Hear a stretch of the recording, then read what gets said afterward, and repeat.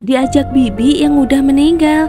Hai Kak Lilis, namaku Raihana. Aku punya cerita yang aku alami setelah bibi aku meninggal dunia. Jadi Kak, malam itu ada acara tahlilan. Kalau di kampungku Kak, setelah tahlilan pasti dikasih makan. Nah, waktu itu aku lagi nyiapin makanan, tapi aku tuh kebelet pipis Kak. Ya udah deh, aku pergi ke toilet yang letaknya itu agak belakang gitu Kak. Nah, habis pipis aku tuh ngedenger kayak ada suara yang manggil-manggil aku gitu Kak. Suaranya itu suara bibi. Dia berdiri gitu. Terus kata bibi, dia punya mainan spesial yang mau dikasih ke aku. Bibiku tuh nampak kayak orang biasa Kak. Aku sampai lupa loh kalau bibiku tuh ternyata udah meninggal. Tapi waktu diajak bibi, aku ya mau. Soalnya mau dikasih mainan kan. Nah, aku tuh ngikutin bibi dari belakang. Aku dibawa ke tempat yang sunyi, sepi banget Kak, kayak hutan gitu. Nah, nyampe situ aku tuh baru sadar. Aku langsung jerit-jerit ketakutan manggil ibuku. Terus tiba-tiba aja paman itu dateng Kak. Aku kurang tahu sih paman kok bisa ya tahu kalau aku di situ. Habis itu Kak, aku langsung cerita ke ibuku. Pokoknya serem banget deh Kak. Misteri kamar selalu tertutup. Hai Kak Lilis, namaku Aira. Aku mau cerita nih. Jadi waktu itu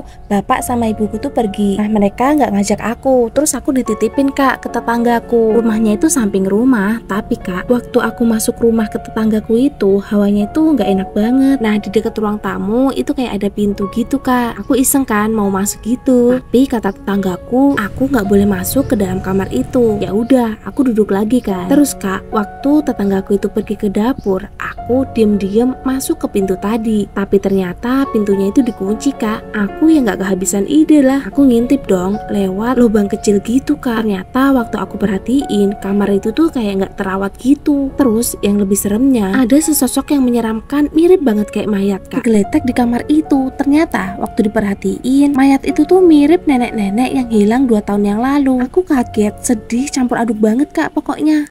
Hantu anak kecil di kuburan. Hai Kak Lilis, namaku Azral. Aku mau cerita nih. Jadi waktu itu aku pergi ke kuburan nenek dan kakek bersama keluarga kan. Nah, sampainya di sana masih biasa aja. Kebetulan kita itu kesananya habis sholat asar Kak, jadi agak sorean. Nah, karena sebentar lagi mau berbuka, jadi kita itu buru-buru pulang. Nah, kebetulan jalanannya itu lewat depan rumah kosong gitu Kak. Ayahku beberapa kali dia ngelakson terus. Padahal di depan mobil itu nggak ada siapa-siapa Kak. Nah, akhirnya aku nanya dong sama ayah, kenapa sih ngelakson mulu dari tadi? Terus ayahku bilang, kalau nggak diklakson deh, anak-anak itu nggak mau minggir. Aku makin penasaran, nanya lagi dong, anak kecil yang mana ya? Orang sepi. Terus ayahku bilang lagi, di depan rumah kosong itu banyak anak-anak kecil. Kamu yang nggak ngeliat deh. Ayahku langsung tancap gas dan pergi. Nyampe rumah makan, aku nanya sama kakakku. Kata kakak, tadi itu ada penampakan. Mungkin karena mau maghrib, jadi mereka itu kayak keluar gitu. Nah, bahayanya itu kalau ayah sampai nabrak mereka, terus mereka marah, pasti kita bakalan celaka deh.